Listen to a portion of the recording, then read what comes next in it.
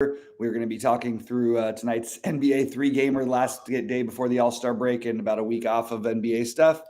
So we're going to do, it's obviously a small slate. Going to try to get different. I did want to say last night I did not do well. I basically bubbled like most of my big buy-in lineups. So it was on the verge of doing well. It just was not just couldn't quite get there. So not a great night for me. Did cash, fairly deep in like the 200 and some other stuff, but ready to get back after today. Sheets, how'd you do? And then we'll get into the slate. Yeah, I ran really good. I got really lucky. As I mentioned, I played just the one lineup because I was going out last night. Yeah. And I missed the news on Isaiah Jackson. Oh, yeah. So I missed that, but and I got a snowflake from somebody, and I somehow cashed anyway. I'll share that one with you. I saw yours. Yeah. Yeah. So I mean, this is honestly, I'll just go through we talk about process and stuff, and listen, this is the process of just building one lineup, knowing I wasn't going to be around. So I just knew that I was going to be locking in Jovic and Fernando. This is my takes from noon. I had no idea. I didn't know Isaiah Jackson even existed, right?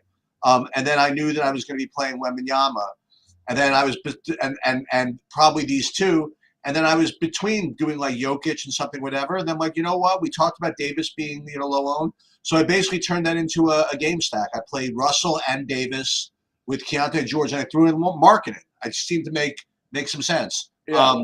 And marketing, had a bad day, 1%, whatever, and everybody else did well enough to.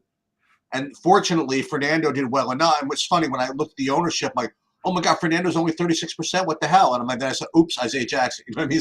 So I didn't. And again, that was like another center to throw into the mix with the whole thing. So that's why Davis really, really dropped, as we expected he would. But yeah, so I got very lucky. Don't play like I did yesterday. I mean, please try to be around for that late news, because obviously if I were around, I would have played Isaiah Jackson like everybody else did, I guess. That was like kind of a tough one to fade. But I'm ready. I'm ready to do so. A couple of announcements for tonight. So we have it's an 8:30 start. So what we're gonna do something kind of fun. We're gonna do I guess we'll do the 7:30 anyway. Right? Yeah, I guess so. I do have. I have a 5 o'clock thing. Well, we'll see. We'll see. Yeah. We'll hop in. We'll get in there at some point. Yeah, we'll get in there and do something for sure. But at the usual time at 6, there's the first NASCAR event really of the year. This NASCAR duel thing is going on, and Brandon was going to do his live stream anyway at like 5 o'clock. I'm like, dude, move it up to 6, and Bobby and I will get in there, and you could like show us what to do.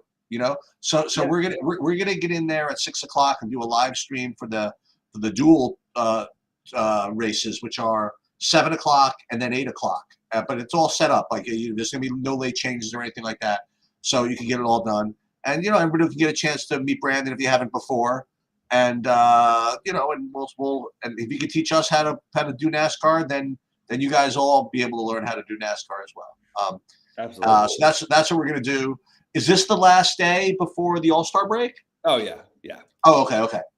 It's like the day they sort of like, and also just not that it matters because it's 3 games, but it'll happen like yesterday too. Like, just don't expect that anybody we talk about this morning is actually going to be playing tonight.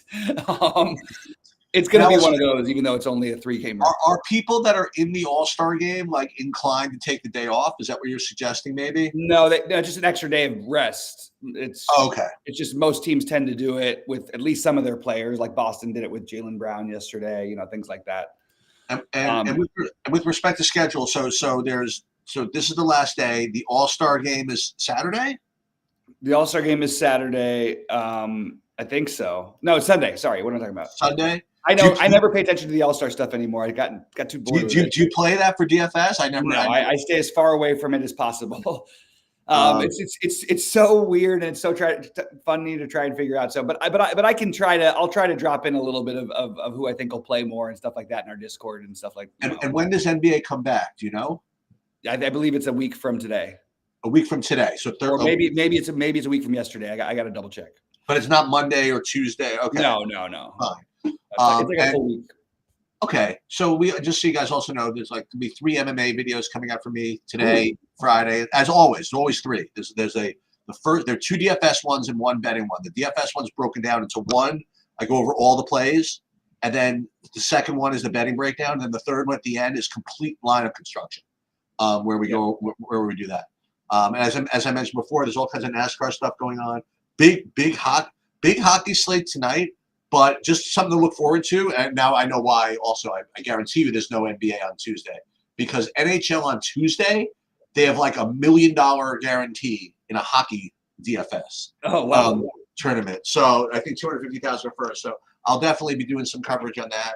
It would be great if there was someone that knew about hockey that I could get in there. But in the absence of that, I'll be doing my normal just like lineup construction stuff. Nice. But I guess we listen. We may as well get into the slate tonight. Let's do it. Let's talk through it. We'll go game by game here. We got Milwaukee and Memphis first up. It's weird. It's a small slate, and there's got to be things we have to do. Everything just feels so like hard to talk about from Memphis' side of it for me, because Kennard, Jackson, and Aldama are all questionable. I'd be surprised if somebody doesn't sit. They're not going to make the playoffs this year. Last game before the break, second of a back-to-back. It feels like somebody's going to sit, probably on both sides here. But as of right now, I got Greg Jackson on the Memphis side, and I guess Giannis is my favorite play on the other side, but it's not the kind of game I love to use him usually, and we don't have that much value. So I don't really have a whole lot on this, which feels weird because only 3 games. What do you got here, Sheets? Well, it's not. You shouldn't feel weird about it, because I mean, even when I do my the point per dollar stuff, I have nobody over 6x on the whole board. Now, it'll happen, when guys get ruled out and stuff like that. But as for now, you don't see it, which means, for those of you who forget, is that you'll end up with like 5K guys, I think, that get like overly, that really, really high ownership. Yep. So, and again, it's a 3-game slate. So if you're going to play it, which, listen, I'm playing, right? You're going to have to try to get different in some way. Like Giannis, I'm just looking at his walk. He projects 12 points higher than the next guy. That's like a really difficult thing to fade. I don't know if we're going to be able to do it. That's my natural instinct. With respect to like value, Memphis again depends on injuries, but you can get to Jaren Jackson at 8K. Obviously, that's great. But Pippen, is he going to be back? I don't know. Boy, it's really nothing. And then Milwaukee. I mean, can you do Memphis may have all the value in the world later today. It could be. Could you just play Giannis? I mean, is that possible? I mean, I'm not going to even again on the Memphis side. I genuinely think you might end up playing all Memphis guys by the end of the day. So I don't know, but I definitely think that Giannis is it's a good point. Like it's going to be hard to make up those points elsewhere. Not to mention Milwaukee has been basically a nightmare shit show, other than the game against Denver that they won at home. And they played a little bit better for that. And then they just got smoked at home by Miami without everybody. I don't know, man. They're a weird team. So I could see them actually having to need Giannis. He's going to be really popular. All the other pieces are a little bit fringy to me. Is there anybody else you got to? I thought Bobby Portis and Brook Lopez would be my next 2 guys if I had to pick anybody. Yeah, that's what was so weird about this. The only 2 guys I even got this was Giannis and maybe some Jaren Jackson. And then I go all the way down to Vince Williams. Yeah. Oh, I have to say, I have to make an announcement. Listen, you have to be real when you don't do well, and when you do well, whatever. All good things must come to an end, and it came to an end in fine style last night. So the Josh Hart over 8.5 rebounds. I mean, I scored on 5 in a row. And yesterday he had like 1. And you got a really bad beat. Well, it's really crazy because, first of all, they got smoked. But also the DiVincenzo and Hartenstein were out, so it should have actually been an even better spot for him. Yeah. And it was just, it wasn't a bad beat. He just got nothing. Precious Achiuwa played 57 minutes or something like that, and got them all. He got every rebound in the whole game. All right, so let's I guess go on. I mean, Golden State, Utah. Utah's on a back-to-back.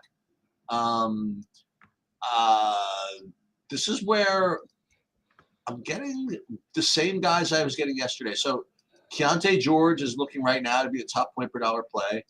Walker Kessler, who's always active when he's in the game. I like him. And then Golden State. I guess that's your option if you don't want to play. If you don't play Giannis, is to try to grab those Curry points, I suppose. But there are a lot of guys around him, right? Let me just look at my projections real quick. And this is what it is. It's going to be a raw point slate. No, like, because Curry, he projects like 7 or 8 points higher than the next guy under him, So Right. I think you're going to have to play one of those two. And what's good about playing Curry is you could play, like I said, guys from Utah with a little more, again, everything I'm saying can be bullshit once all the Memphis value shows up, But as it stands now, I mean, I know that you could play Kessler and Keontae George, and at least have something going on the Utah side, and maybe go back. Maybe maybe take another shot with Lowry. He had an off day, whatever. Maybe go back with him. But Curry, Golden State, Draymond again, my hero. Go back to him. Maybe he's going to be really popular, I imagine. But who else in Golden State? Kuminga. So yeah, you could stack this game if you want. Probably I like this one probably more than the Milwaukee Memphis game. The way things stand now, as far as like stacking. Sure. Yeah, I mean, yeah, this is the natural one. My favorites would be Kuminga, followed by Steph, followed by Draymond. I don't think there's anything revolutionary about any of that, and I do think both Thompson and Wiggins are completely in play. Podziemski might be a little bit lower owned, but I mean, the minutes are a little bit down with Peyton back and Wiggins there now, and Kuminga getting all the run. But I do think Kuminga, Curry, and Draymond are going to be the ones that I would focus on the most. On the Utah side, Keontae George, I actually think this is a little surprising. I think he might actually be. You can argue that he may be under projected. I don't know. It's pretty close. I think he should actually even be higher than this. But Keontae George on the other side. Just keep in mind, Utah has a bunch of guys and they do weird things. So I can't say we don't have the right to complain, but it's going to be hard to complain. Guys you can use to get different. I was going to say Taylor Norton Tucker, but even he's looking like he's going to get some ownership. So maybe Taylor Hendricks is the one cheap piece that you can get a little bit different with. He's 3,300. He's not projected to get any ownership really. Still projecting it, 4.7x. He would be the one I would get different with. And I have it ranked in terms of regular plays: Keontae George, Sexton, Kessler, then Markkanen. But like you said, maybe go back to Markkanen and make a game stack here. This does seem like the game where you would want to have the most exposure. So I'm good with that. I like the idea of trying to find that get different play, sort of as Wolf was mentioning in the chat.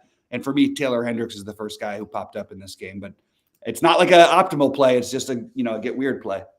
So this is a couple of comments. First, I guess the game log ownership play is going to be Podziemski. I mean, last night he made every shot he took. He was 5 for 5 from 3, and en route to a enormous fantasy point score, 49.75. So it's possible that this could be the fade. You know what I mean? Like, I got to see how ownership comes in on him. But I think I even think people are too smart for that. I don't even think he's going to get that many. That high ownership, I see him at 13% projected. So, and the one guy you mentioned, I happen to have been watching like the very end of it, because what was weird was that DraftKings scoring was all messed up yesterday. They just basically stopped updating them for like big chunks of time. So I was wondering what was going on. So I actually checked out the last part of the game, and when they took out Utah, eventually took out all their guys. But they put Hendricks back in, for the last like minute or two. Yeah. And the announcer even made the comment. They're putting all these scrubs in, whatever. They didn't say scrubs. And they're putting Hendricks back in, get him some more run. You know what I mean? I think they want him to play. Yeah, I do too. So I think that's a really good call at 3,300. You combine all that stuff together when you said, they do some funny stuff anyway. And they, and listen, he's been productive a couple of times when he's been in there, Get some rebounds. He scratches around a little bit. Mm-hmm. And who knows what happens in this game? I think, and you're looking for anything to be different. I think 3,300 for him. I think it's pretty good. I like that. Yeah. Nice. Yeah, I'm in on that one. And then I forgot to mention the other one that's a little far, is a little more expensive. Would be, it projects terribly. but just playing Chris Dunn because of the less minutes he played last night on the back-to-back, that's just a thought. It's I like the Hendricks thing better, but wanted to throw that out there as well. Okay, let's get over to Minnesota and Portland. What do you like here? Okay. Cat at 7,700, Gobert at 7,500, Conley 50, all the main guys in Minnesota. Presuming this game can kind of stay close, I guess. They certainly have a license to put up a pretty big score. There's also some value in there on what's his name, Jaden McDaniels at 3,600. So really, all the Minnesota guys are in play, presuming that the game stays close. Maybe whatever, or you can make the argument that if it doesn't stay close, it's going to be because it's going to be the reason it doesn't stay close. Whatever. If you want to look around for some Portland guys, I mean, you can. Guys, I'm getting Ayton looks like just some guy I can at least count on for something. And then you have to tell me how this Delano Banton has been playing. I mean, he doesn't really look like that great a play, but he's looks like one of the better of some terrible alternatives as far as value goes. And then there's always Anthony Simons. I didn't even realize he was still playing. So again, listen, if you want to try to do a kind of lower owned side, you take Portland. And Minnesota is definitely not a team that gives up a lot, though. Mm-hmm. Yeah, it's a tricky situation. You have Edwards questionable. We all thought he was likely to sit the other night. We'll see what happens tonight. I wouldn't be shocked if he sat at all. I really like Naz Reid in this game. I think Jaden McDaniels is the obvious value. I think you play Hendricks with McDaniels or whatever, and that's your value for the night. If you wanted to take my look for me, for my Hendricks get different play. I'm not saying you have to do that. Believe me, it's not like Hendricks is some sort of a lock or something. It's just a get different play. Naz Reid and McDaniels are my favorites. Towns, I think, is too cheap, and I would speculate if we don't know for sure about Edwards. I would just in case Edwards is out, but even if Edwards is in, it's still a good enough matchup. So I think Towns is an awesome play. Everybody's going to be chalky, but those are the guys I like the most. Getting to some Kyle Anderson as well. Again, he's going to have some ownership too. So it's going to be hard to get different using the Minnesota guys. And like you said, maybe using some of these Portland guys. Nobody loves to play Matisse Thybulle, but another 3,500 value that we could definitely consider, especially because he's not getting much ownership. I actually just again, this is kind of game where I expect Anthony Simons to try to do everything he can. So I like Simons. And then if you want to get different as a spend up, I think DeAndre Ayton as a spend up is just a way to get different, or Jeremy Grant. I don't love either of those plays, but I think that in terms of trying to get different on a 3-gamer, they both make sense. I am probably going to do my content, all my early builds and everything probably in 4 hours or so, but just because I just have seen these things and I just have a feeling after the morning shoot around, there's going to be some guys who sit, and it's just going to be a totally different slate if Memphis sits those 4 guys, Anyway, what do you think of this whole thing about the NBA running these Minnesota and Portland games back to back and stuff like that? There's 2 games in a row in Portland.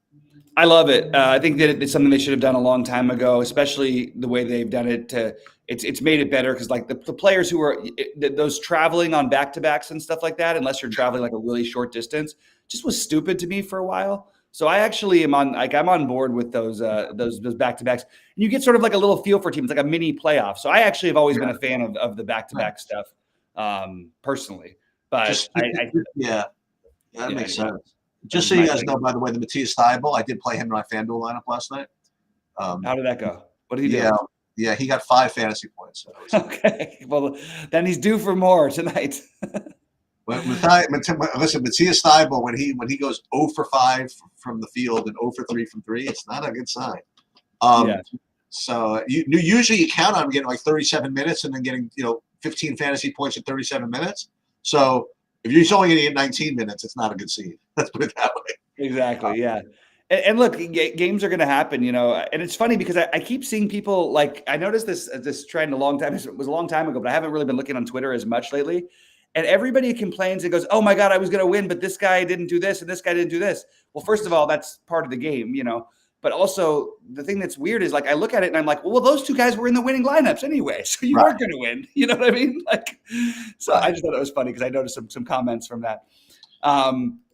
but yeah, I'll probably have my stuff up around like 4:30 or 5 Eastern just to try to get like, whatever. But I'm not playing much. I'm going to play probably one or two big lineups. I don't even know if I'll play that many, but it is the name of the game is to try to get different, and hopefully with some guys out, we might be able to speculate on some funky plays. So that's the way I would treat this and try to get different in those two spots and play the chalk you like the most elsewhere. It's not a fun slate, but hey, at least it's not as stressful as some of the other ones. Looks like you're running an build right now.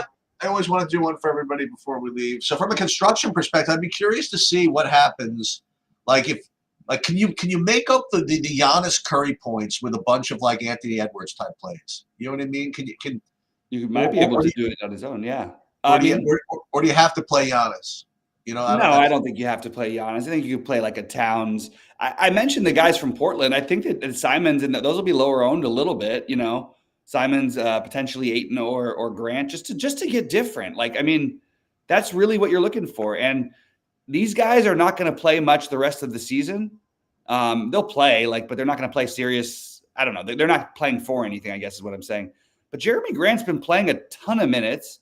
Why not take that risk? DeAndre Ayton has put up 45 and 53 in the last 2 games. Yes, there's a team that's good defensively at center. There's a 3-game slate, and he's going to be less than 10% owned. Let's play DeAndre Ayton, I think.